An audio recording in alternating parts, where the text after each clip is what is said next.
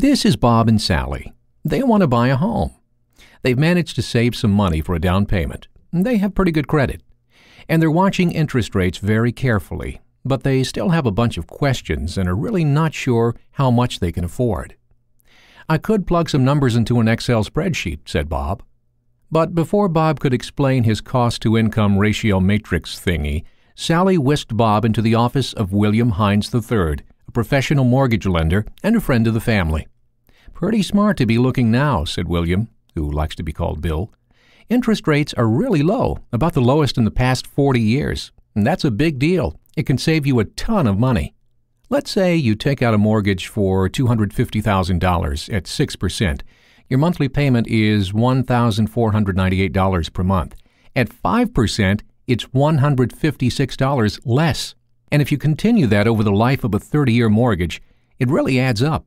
Let's see, it's over $56,000. Wow, and that is all interest. So you see how lucky we are right now with interest rates so low? Just 9 years ago, interest rates were at 8%.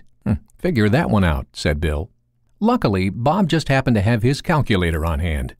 Holy smokes! The difference between 5% and 8%, that's like $500 per month. Or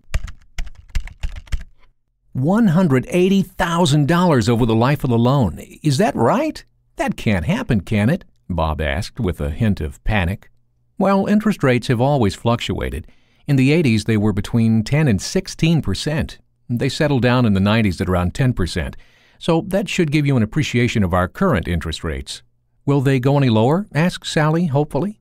I don't think it's possible. I would recommend locking in on a rate as soon as possible.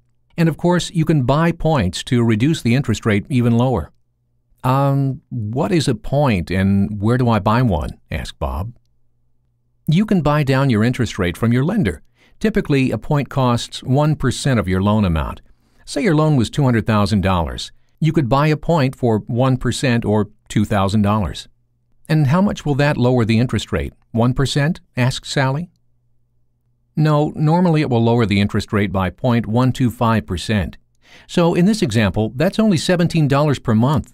So you would need to stay in that home a very long time to recoup that buy-down. Under those circumstances, I would say you're better off by putting more down or make improvements. That would add equity. Remember, there are 3 variables in a mortgage that affect your payments and the cost of the loan: the amount of the loan, how long you finance, and the interest rates. Let's get started. I want to lock in, said Sally. Well, let's get you in touch with a realtor first. But I can work with you today to get pre-qualified for a loan. And when you find that perfect home, you can act quickly and get that home. And remember this website. It has information and links for lots more home buying information. www.wahomeowners.com.